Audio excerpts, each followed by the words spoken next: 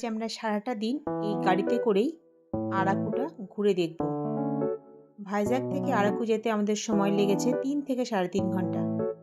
যদিও বা এতটা দূরত্ব আমরা কিছুটা অনুভব করতেই পারিনি, কারণ চারিদিকে সিনারিটা এত সুন্দর ছিল, এত সুন্দর ঠান্ডা হাওয়া দিচ্ছিল যে গাড়িতে এসি চালানোর কোনো প্রয়োজনই হচ্ছিল না। জার্নিটা খুব ভালো লাগছিল।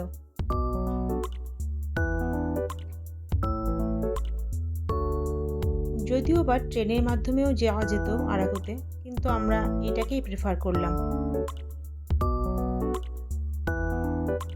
পাহাড়ি রাস্তাগুলো এত সুন্দর হয় যে রাস্তাতে গাড়ি করে ঘুরতেও বেশ ভালো লাগে।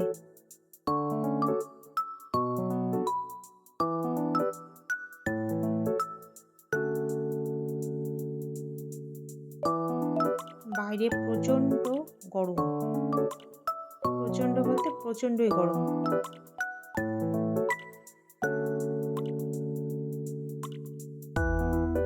আমরা সোজা পৌঁছে যাব একদম বোরা কেভে, ওটাই প্রথমে যাব। এটা আমাদের ড্রাইভার দাদার সঙ্গে কথা হলো যে ওইখানে আমরা প্রথমে যাচ্ছি, তারপরে বাদবাকিগুলো ঘুরে দেখব। এখন শরীর কতটা পারমিট করে, এতটা টেম্পারেচার হবে বুঝতে পারিনি।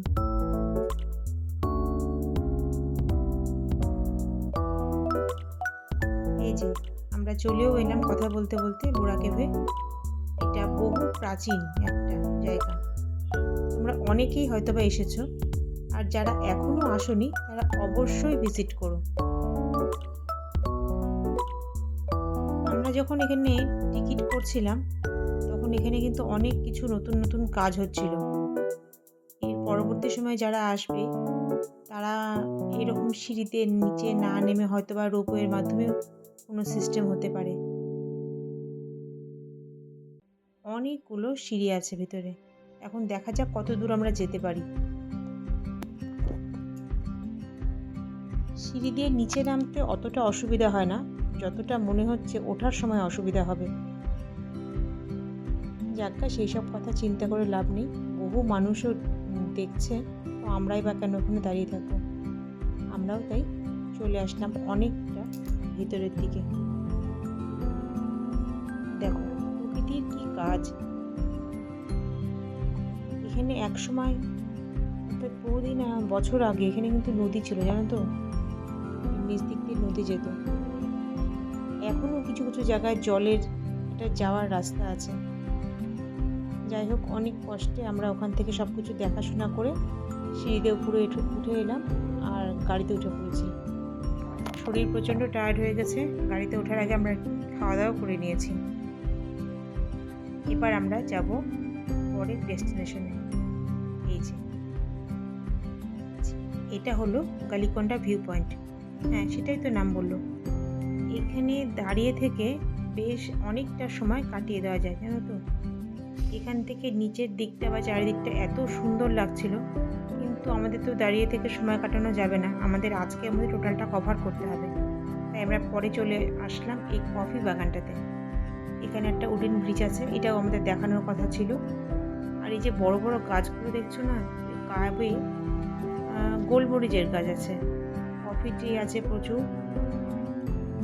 আর এই ব্রিজটাতে অনেকে ফটো তুলছে, অনেকে রিলস বানাচ্ছে, বেশ সুন্দর।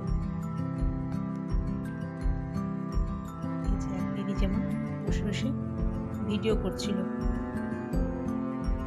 যাক ওকে ওর মধ্যে থাকতে দাও। চারিদিকটা তোমরা একটু দেখে নাও, লম্বা লম্বা সব একটা গাছ। ঠান্ডা লেগেছে, ভয়েসটা একটু ইগনোর করো।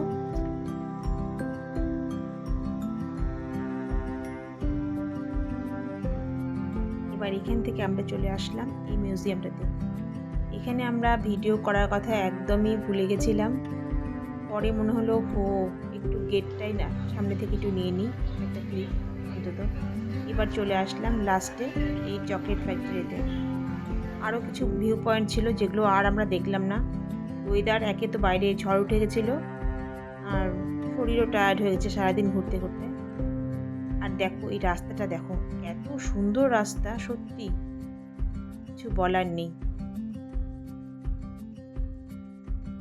এখন আমাদের ঘুম ঘুম পাচ্ছে একটা। সত্যি কথা বলতে কি একটু ঘুম ঘুম পাচ্ছে সারাটা দিন ঘোরাঘুরি করার পরে। তবুও আমরা ভিডিও খানিকটা করেছি আর এই জায়গাগুলো আমরা দেখা কমপ্লিট করে বাড়ি ফিরে আসলাম।